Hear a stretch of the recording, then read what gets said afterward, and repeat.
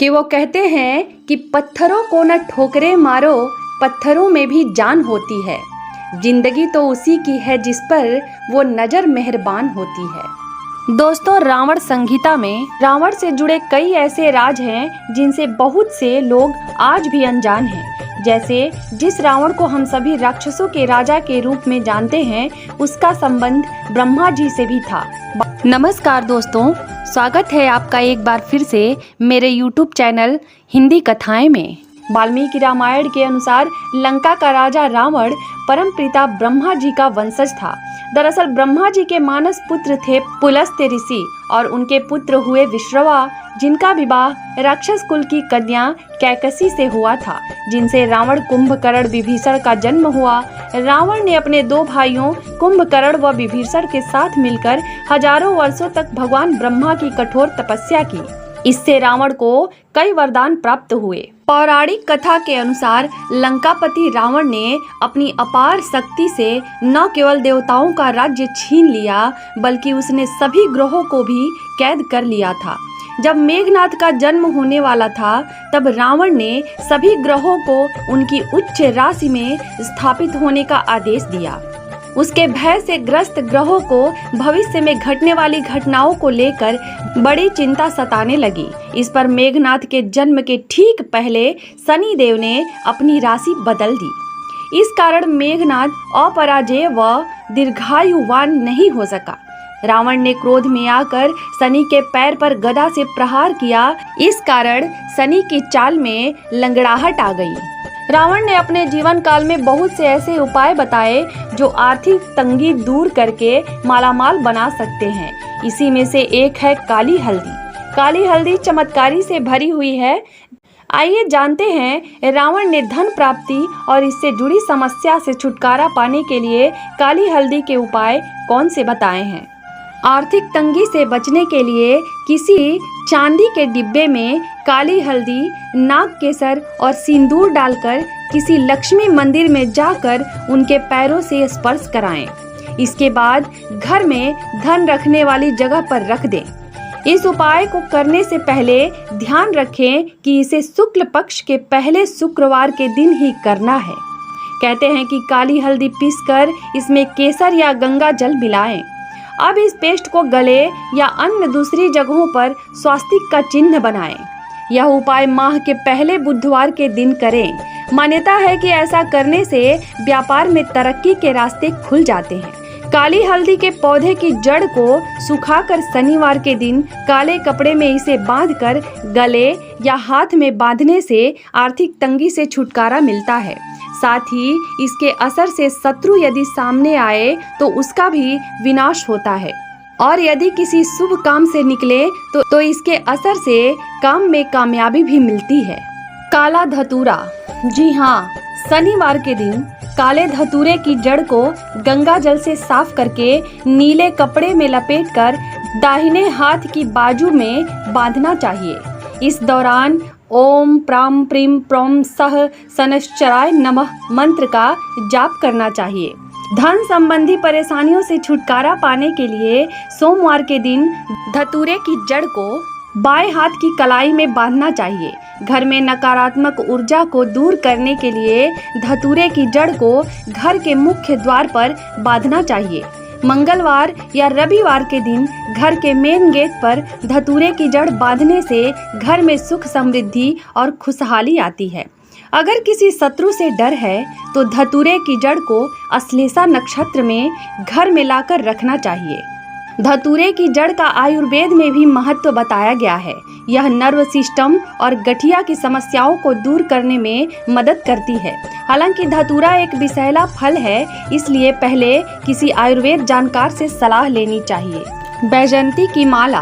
बैजंती पौधे की जड़ से बनी माला पहनने से धन की समस्या दूर होती है। ऐसा माना जाता है कि बैजंती माला को भगवान विष्णु और भगवान कृष्ण भी धारण करते हैं।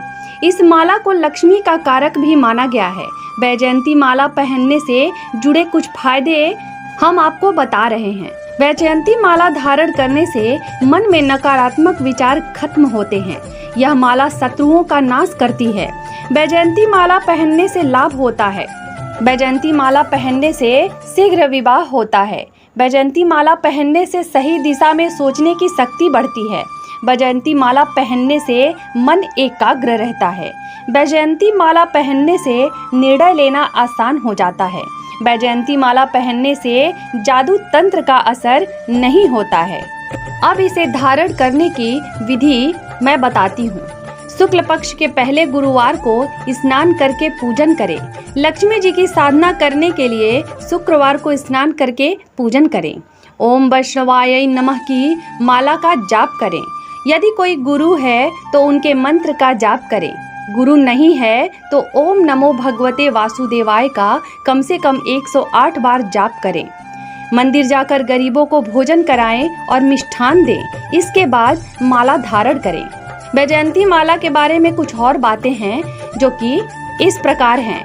वैजयंती माला को वैजयंती के बीजों से बनाया जाता है। वैजयंती के बीज ब्रज के जंगलों में पाए जाते हैं। असली वैजयंती माला की पहचान यह है कि इसके बीजों का आकार सुबह के कमल के समान होता है। वैजयंती माला को धारण करने से मानसिक सुकून मिलता है और कार्य क्षेत्र एवं समाज में सम्मान बढ़ता है। वैजयंती माला को पूजा पाठ, हवन यज्ञ और जीवन में आ रही समस्याओं का समाधान पाने के लिए उपाय के तौर पर इस्तेमाल किया जाता है। यह बहुत कम लोग को पता होगा कि रावण का प्रभाव उसकी तांत्रिक साधना के बल पर था। रावण कई ऐसे उपाय भी करता था जिससे जो भी सामान्य इंसान उसे देखता था वह आकर्षित हो जाता था। रावण संहिता में कुछ ऐसे ही खास प्रकार के तांत्रिक तिलक की चर्चा की गई है। जो भी व्यक्ति यह तिलक लगाता है सहज ही लोग उसकी तरफ खींचे चले आते हैं। तो चलिए हम बताते हैं आपको उन कुछ तिलक के बारे में। किसी भी काम में सफलता न मिल रही हो तो दुर्वा का उपाय कर लें। दुर्वा घास के चमत्कार से तो आप पहले से ही वाकिफ होंगे। शास्त्रों में भी इसके चमत्कार का वर्णन किया गया है। कई प्रकार के उपायों में इसका प्रयोग किया गया है। इसके लिए सफेद दुर्वा लें और उसको कपिला गाय यानी कि सफेद गाय के दूध के साथ पीस लें। इसके बाद इसका तिलक लगा लें। कहते हैं कि यह उपाय हर कार्य में सफलता दिलाता है। दूसरा है आपा मार्ग। आपा मार्ग के बीज को बकरी के दूध में मिलाकर उसे पीसकर उसका लेप बनाकर लगाएं। इस लेप को लगाने वाले व्यक्ति का समाज में आकर्षण काफी बढ़ जाता है। उसका कहा सभी लोग मानते हैं। साथ ही यदि आप घर, समाज या ऑफिस जैसी जगहों पर लोगों को आकर्षित करना चाहते हैं तो बिल्वपत्र तथा बिजौरा नींबू को बकरी के दूध में मिलाकर उसका तिलक लगाएं। ऐसा करने पर आपका आकर्षण बढ़ेगा और आप हर जगह लोगों का ध्यान अपनी ओर खींचने में सफल रहेंगे। रावण संहिता के अनुसार अगर आपको लगातार धन हानि हो रही हो तो जातकों को एक आसान उपाय करना चाहिए। इसके लिए किसी भी शुभ मुहूर्त में या किसी शुभ दिन सुबह जल्दी उठें। इसके बाद नित्य कर्मों से निवृत्त होकर किसी पवित्र नदी या जलाशय के किनारे जाएं। किसी शांत एवं एकांत स्थान पर बट वृक्ष के नीचे चमड़े का आसन बिछाएं। आसन पर बैठकर धन प्राप्ति मंत्र ओम ह्रीं क्लीं नमः ध्वः ध्वः स्वाहा का जाप करें। मान्यता है कि यह उपाय धन लाभ कराता है, लेकिन ध्यान रखें कि इसे पूरी श्रद्धा और सच्चे मन से ही करें। कभी किसी दूसरों को हानि होने की बात ना सोचें। रावण संहिता के अनुसार अगर जातक को व्यापार में नुकसान ही नुकसान हो रहा हो या फिर जातकों को धन धाने की कामना हो तो कुबेर मंत्र का जप करना चाहिए। इसके लिए जातकों को सच्चे मन और पूरी श्रद्धा से कुबेर मंत्र यानी ओम यक्षाय कुबेराय वैश्रवाणाय धन धान्यधिपतये धन धान्य समृद्धि में देहि दापय स्वाहा का नियमित रूप से 3 माह तक 108 बार जप करना चाहिए। ध्यान रखें कि इसकी शुरुआत माता लक्ष्मी के सामने कौड़ी रखकर उसकी पूजा करके ही करें। जब 3 माह पूरे हो जाएं तो उसे उठाकर जहां पैसे रखते हों वहां रख लें। मान्यता है कि ऐसा करने से जीवन में कभी भी धन धान्य की कमी नहीं होती है।